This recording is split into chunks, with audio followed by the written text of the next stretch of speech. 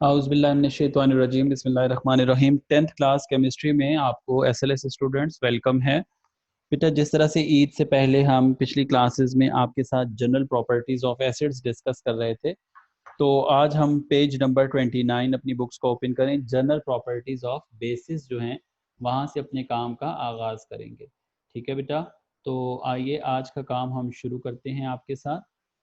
जी बच्चों, general properties of basis, page number 29, topic 10.1.5। सबसे पहले फिजिकल प्रॉपर्टीज। फिजिकल प्रॉपर्टीज बेटा आप इस यूनिट के स्टार्ट में सीख चुके हैं कि फिजिकल प्रॉपर्टीज बेसिस की क्या क्या थी। टेबल बना हुआ था जिसके अंदर आपने वो सीखी थी। अब हम केमिकल प्रॉपर्टीज शुरू करेंगे आपके साथ बेसिस की। तो सबसे जो पहला रिएक्शन है, रिएक्शन विद एसिड्स। ये रिएक्शन आप एसिड्स के साथ पीछे पढ़ चुके थे, रिएक्शन विद बेसिस, और यहाँ पे रिएक्शन विद एसिड्स के साथ है। Bases reacts with acid to form salt and water, it is neutralisation reaction. मैं पहले भी आपको बता चुका हूँ कि जब एसिड्स और बेसिस आपस में रिएक्ट करते हैं तो इस प्रोसेस को क्या कहते हैं बच्चों? इस प्रोसेस को न्यूट्रलाइजेशन कहते हैं, क्योंकि एसिड्स अपनी प्रॉपर्टीज छोड़ देता है, इसी तरह बेस अपनी प्रॉपर्टीज छोड़ देती है और सॉल्ट एंड वाटर बनते हैं। देखिए इस तरह भी यहाँ पे एग्जाम्पल क्या दी गई है। पोटेशियम हाइड्रोक्साइड है KOH और H2SO4। अब ये बेस है KOH और H2SO4 क्या है? एसिड है। ठीक है, जब ये दोनों आपस में रिएक्शन करते हैं तो सॉल्ट बनता है पोटेशियम सल्फेट का K2SO4 और साथ में 2 वाटर मॉलिक्यूल्स बनते हैं। ठीक है, तो क्या होगा? Bases reacts with acids to form salt and water, it is neutralisation reaction. याद रखिएगा आप जहन में हमेशा, न्यूट्रलाइजेशन रिएक्शन, न्यूट्रलाइज। ठीक है, एक एसिड होता है एक बेस होता है, और न्यूट्रलाइज क्या होता है? जो ना एसिड हो ना बेस हो। तो एसिड और बेसिस आपस में कंबाइन होके न्यूट्रलाइज हो जाते हैं। ठीक है, और ये रिएक्शन होता है न्यूट्रलाइजेशन। अगला रिएक्शन है हमारे पास reaction with ammonium salts. Ammonium salts के साथ क्या है? Alkalis react with ammonium salts to liberate ammonia gas. अब यहाँ पे कौन सी गैस लिबरेट होगी? Ammonia gas, NH3। ये देखिए यहाँ नजर आ रही है NH3। अब कौन कौन से अमोनियम सॉल्ट्स हैं? अमोनियम क्लोराइड है NH4Cl, और अमोनियम सल्फेट है NH4 होल ट्वाइस SO4। दो सॉल्ट्स हैं अमोनियम के हमारे पास। इनके साथ दो बेसिस रिएक्शन करें। अच्छा, यहाँ अल्कली, अल्कली बेस का दूसरा नाम अल्कली है, बेसिस को ही अल्कलीज भी कहते हैं। ठीक है, तो अमोनियम क्लोराइड जो है ये NaOH के साथ रिएक्शन करके NaCl प्रोड्यूस करती है, NaCl, और साथ में NH3 गैस। ये एरो साइन क्या शो कर रहा है? गैस जो है ये उड़ जाएगी हवा में ऊपर, यानी हम इसको जमा कर सकते हैं ना। तो ये जो साइन होता है ये कि गैस ये जो है ये, दूसरी जो गैसेस हैं जो एयर से जो है लाइट होती हैं तो इसके साथ ये एरो ऊपर जाता है, और जो एयर से हैवी होती है वो एरो डाउन नीचे होता है। और साथ में क्या आएगा? वाटर आएगा, वाटर बन जाएगा। ठीक है, दूसरा रिएक्शन क्या है? अमोनियम सल्फेट के साथ है। अमोनियम सल्फेट, कैल्शियम हाइड्रोक्साइड एक बेस है, अल्कली है, इसके साथ रिएक्शन करके कैल्शियम सल्फेट बनाएगा CaSO4, और साथ में अमोनिया गैस लिबरेट होगी और साथ में वाटर प्रोड्यूस होगा। ये नीचे एक इलस्ट्रेशन दी गई है, इस इलस्ट्रेशन को हम ओपन करते हैं।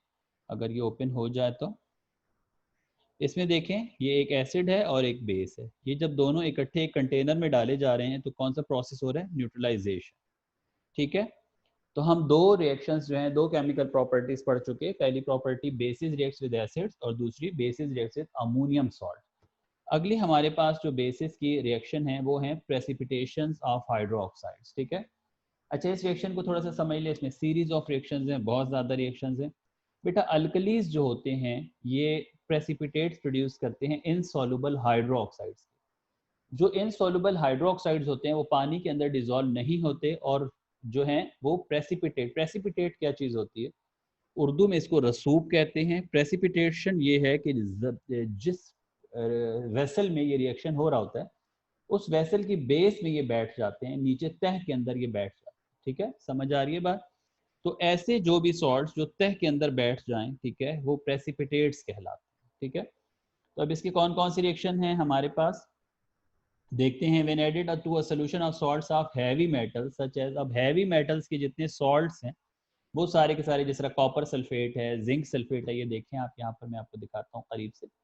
ये देखिए जिंक सल्फेट, कॉपर सल्फेट है, जिंक क्लोराइड है, इस तरह से आयरन क्लोराइड है, इस तरह से लेड नाइट्रेट है, इस तरह से कैल्शियम क्लोराइड है, ये सारे है, और आयरन सल्फेट है, ये हैवी मेटल्स के सॉल्ट्स हैं सारे के सारे। ठीक है, अब ये रिएक्शन अगर आप देखें तो कॉपर सल्फेट के साथ जो NaOH है, ठीक है, उसका जो रिएक्शन होता है ब्लू प्रेसिपिटेट्स प्रोड्यूस होते हैं। ठीक है, अगर मैं ये आपको दिखाऊं यहाँ पर यूट्यूब के अंदर, ठीक है, तो आप इसको यहाँ पे देख भी सकते हैं कि किस तरह से जो है वो प्रेसिपिटेशन रिएक्शन ऑफ बेसिस, ठीक है। तो ये अगर आप देखें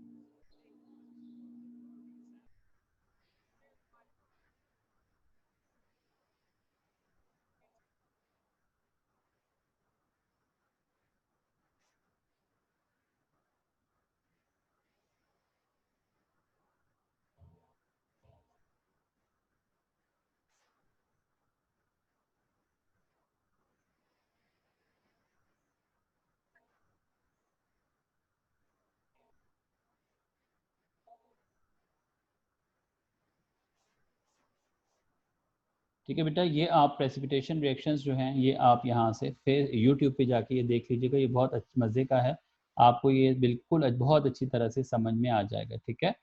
तो प्रेसिपिटेशन जो है, अब कॉपर सल्फेट जब NaOH के साथ रिएक्शन करता है तो क्या होता है, कॉपर हाइड्रोक्साइड के ब्लू प्रेसिपिटेट्स प्रोड्यूस होते हैं। ये जब आप स्कूल आएंगे इंशाल्लाह तो मैं आपको ये प्रैक्टिकल परफॉर्म भी करवाऊंगा, ठीक है। इसी तरह से साथ में क्या बनता है, सोडियम सल्फेट। अब सोडियम सल्फेट जो ये देखें इसके साथ AQ लिखा हुआ है, ये एक्वस सोल्यूशन होता है, डिजोल्व होता है, जबकि कॉपर हाइड्रोक्साइड के साथ S आपको लिखा हुआ है क्योंकि ये सॉलिड्स होते हैं। प्रेसिपिटेट नीचे तह में जो है, जिस वेसल में ये रिएक्शन हो रहा होता है, जिस टेस्ट ट्यूब में, तो ये तह में नीचे बैठ जाता है, ठीक है। दूसरा रिएक्शन हमारे पास कौन सा है, जिंक क्लोराइड का। जिंक क्लोराइड का सोडियम हाइड्रोक्साइड के साथ रिएक्शन है, तो जिंक हाइड्रोक्साइड के वाइट प्रेसिपिटेट्स बनते हैं, साथ में NaCl बनता है। इसी तरह से FeCl3 जो है, ये FeOH होल थ्राइस बनाता है, ब्राउन प्रेसिपिटेट्स होते हैं इसके, ठीक है। NaCl जो है साथ में प्रोड्यूस होता है। अगला है lead nitrate. Lead nitrate NaOH के साथ रिएक्शन करके वाइट प्रेसिपिटेट्स लेड हाइड्रोक्साइड, अब देखें सारे के सारे जो इधर बन रहे हैं वो हाइड्रोक्साइड प्रोड्यूस हो रहे हैं। तो ये रिएक्शन के ऊपर हेडिंग भी हमारी क्या है, हेडिंग भी हमारी यही कि प्रेसिपिटेशन ऑफ हाइड्रोक्साइड्स, यानी जितने भी ये मेटल्स हैं उनके हाइड्रोक्साइड बन रहे हैं, हैवी मेटल्स, ये copper hydroxide, zinc hydroxide, iron hydroxide, lead hydroxide, और लास्ट में क्या है, कैल्शियम हाइड्रोक्साइड। कैल्शियम हाइड्रोक्साइड के वाइस प्रेसिपिटेट होते हैं। लास्ट में सबसे आयरन सल्फेट जब NaOH के साथ रिएक्शन करता है तो FeOH होल ट्वाइस, यानी iron hydroxide, dirty green colour के इसके प्रेसिपिटेट्स होते हैं। इनके आपने कलर्स याद रखने हैं, ये आपके MCQs में पूछे जा सकते हैं, साथ में इसके सोडियम सल्फेट का। तो ये जो हमारा रिएक्शन है प्रेसिपिटेशन ऑफ हाइड्रोक्साइड, ये आपका 3 मार्क्स में आ सकता है, पेपर में अक्सर आता है। ये आप लोगों ने कोशिश करनी है, इसको राइट करें, बार बार लिखें इन रिएक्शंस को। आगे हम मूव करें तो यूजेस ऑफ बेसिस आता है। बेसिस के यूजेस क्या क्या हैं हमारे पास, सोडियम हाइड्रोक्साइड जो है is use for manufacturing of soap, ठीक है, सोप बनाने के लिए इस्तेमाल होता है। Calcium hydroxide manufacturing of bleaching powder, softening of hard water and neutralising acidic solids and lakes due to acid rain, ठीक है। तो एसिड रेन की वजह से जो हमारे पास पानी जो है वो हार्ड हो जाता है, उनको सॉफ्ट करने के लिए, न्यूट्रलाइज करने के लिए। पोटेशियम हाइड्रोक्साइड यूज होता है अल्कलाइन बैटरीज जो होती है उनके अंदर। मैग्नीशियम हाइड्रोक्साइड यूज होता है base to neutralise acidity in stomach. बाजू का स्टमक में एसिडिटी हो जाती है जब हम बहुत ज्यादा मसाले वाला खाना खाते हैं, इस तरह की चीजें खाते हैं। अभी आगे एक आर्टिकल आ रहा है वो भी मैं बताता हूँ। It is also use for the treatment of बीज स्टिंग। अगर आपको शहद की मक्खियां काट लें तो उनके जो स्टिंग्स होते हैं उनसे बचने के लिए, या उनसे जो है वो, उसके लिए भी जो है हम ये मैग्नीशियम हाइड्रोक्साइड जो है वो इस्तेमाल करते हैं। Aluminium hydroxide is used to foaming agent in fire extinguishers. जो आग बुझाने के आले होते हैं उसमें फोमिंग एजेंट के तौर पर एल्यूमिनियम हाइड्रोक्साइड इस्तेमाल होता है। And last one is ammonium hydroxide, it is used to remove grease stains from clothes. अगर हमारे कपड़ों के ऊपर ग्रीस स्टेन्स आ जाएं, ठीक है, ग्रीस जो होती है उसके स्टेन्स आ जाएं, तो उनको रिमूव करने के लिए हम एल्यूमिनियम अमोनियम हाइड्रोक्साइड इस्तेमाल करते हैं। तो ये इनके यूजेस हो गए। यूजेस अमूमन 2 मार्क्स में आते हैं। अब आपकी टेस्ट यूर सेल्फ है 10.2, ये मैं बाद में करवाता हूँ। पहले आप ये दो साइंस, टेक्नोलॉजी एंड सोसाइटी के जो टॉपिक्स हैं ये देख लें। इसमें सबसे पहला है स्टमक एसिडिटी। बेटा एक्चुअली होता क्या है कि हमारा जो स्टमक है basically that is like a sac, एक थैली की तरह का ऑर्गन है हमारी बॉडी के अंदर। जो हम खुराक खाते हैं, जो हम खाना खाते हैं, तो पहले वो सारा का सारा खाना जो है वो इसी सैक में जमा होता है और यहाँ पर जो है उसकी डाइजेशन जो है वो शुरू होती है। Stomach secretes chemical in a regular way to digest food. These chemicals mainly consist of hydrochloric acids along with other salts. Although hydrochloric acid is highly corrosive, but stomach is protective from its effect because it is lined with cells that produce a base. Objective की line है ये। The base neutralizes stomach acid. The important function of this acid is to break down chemical bonds of foods in digestion process. Thus, big molecules of a food are converted into small ones. It also kills the harmful bacteria of certain foods and drinks. However, sometimes the stomach produces too much acids. It causes stomach acidity, are also called hyperacidity. Objective की line है, hyperacidity की definition भी है ये। Symptoms of this disease are feelings burning sensation throughout the gastrointestinal tract. These feelings sometimes extend towards the chest, that is called heartburning. Heartburning की definition है ये। The best prevention from hyperacidity is avoiding overeating and staying away from food acids and spicy foods. Simple and regular eating, remaining in an upright position for about 45 minutes after taking a meal. और last one क्या है? Keeping the head elevated when sleeping. बेटा stomach acidity के बारे में ये topic है और बहुत सिंपल सी चीज़ है, ठीक है। मैं बता भी देता हूँ, समझा भी देता हूँ कि जब हम बहुत ज़्यादा एक्सेसिव खाना खा लेते हैं या इस तरह का खाना खाते हैं कि जिसमें मसाले या बहुत ज़्यादा जो है वो एसिडिक फूड्स होते हैं, तो उससे हमें क्या होता है? एसिडिटी हो जाती है, हार्ट बर्निंग, क्योंकि ऑलरेडी हमारे स्टमक के अंदर क्या होता है? एसिड, हाइड्रोक्लोरिक एसिड जो है वो मौजूद होता है, ठीक है।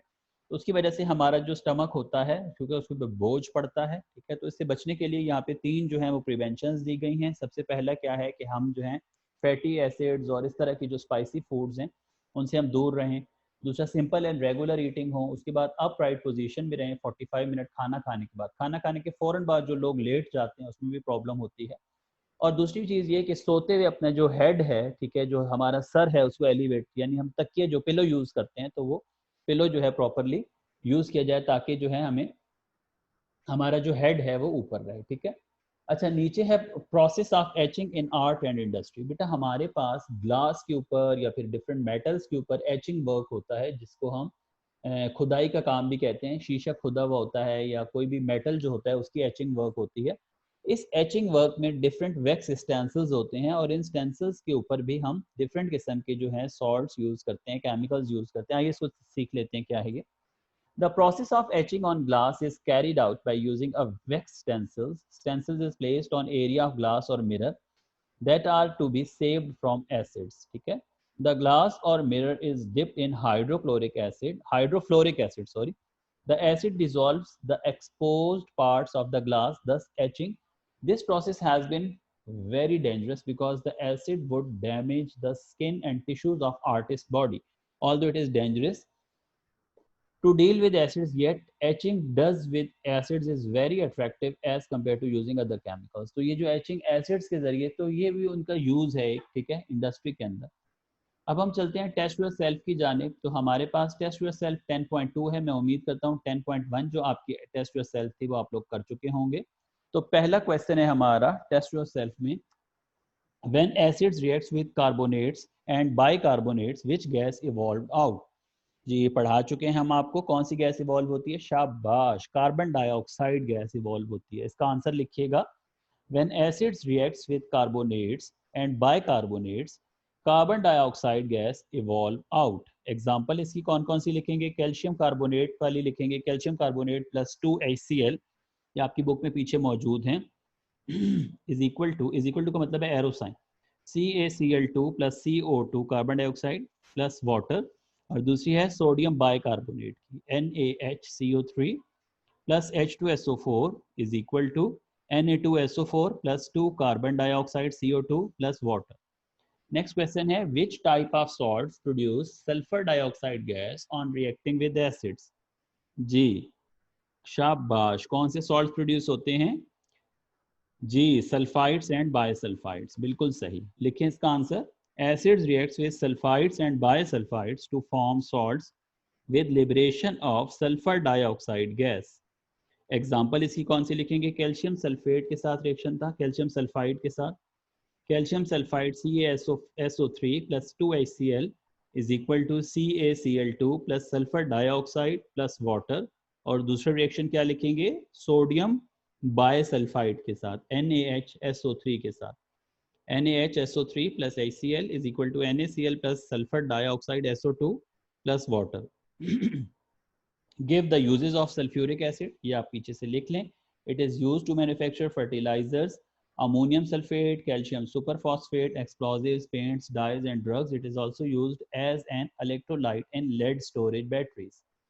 Next question is name the gas liberated when alkalis reacts with ammonium salt। अभी पढ़ाया है मैंने आपको, अमोनियम सॉल्ट्स के साथ जब रिएक्शन करते हैं तो अमोनिया गैस लिबरेट होती है। Alkalis react with ammonium salts to liberate ammonia gas. Example इसके लिख देंगे आप, ammonium chloride plus NaOH is equal to NaCl plus NH3 plus H2। Next question हमारा क्या है? फिफ्थ वाला, write down the colours of precipitations formed by reaction of aqueous caustic with solutions of copper, zinc and ferric salts. तो copper के साथ क्या reaction था? Blue precipitate से कॉपर सल्फेट वाला रिएक्शन लिख देंगे। जिंक क्लोराइड के साथ कौन सा रिएक्शन था? शाबाश, व्हाइट प्रेसिपिटेट्स प्रोड्यूस हुए थे जिंक हाइड्रोक्साइड के, अभी बताया मैंने आपको। FeCl3 के साथ कौन से बने थे? FeOH whole thrice, brown precipitates बने थे। शाबाश, ये आपका मुस्तकिल जो है 2014, 2016 और 2018 में ये क्वेश्चन आ चुका है आपका 2 मार्क्स में। अगला क्वेश्चन है name and alkali used in alkaline batteries. तो कौन सा यूज होता है जी? Potassium hydroxide is used in alkaline batteries. ये आपका बोर्ड में 2016 में क्वेश्चन आ चुका है। तो आज का लेक्चर हम यहाँ ख़त्म करते हैं। आप लोग अपनी रीडिंग और अपनी राइटिंग कंप्लीट करें। ठीक है बच्चों, अल्लाह हाफिज़।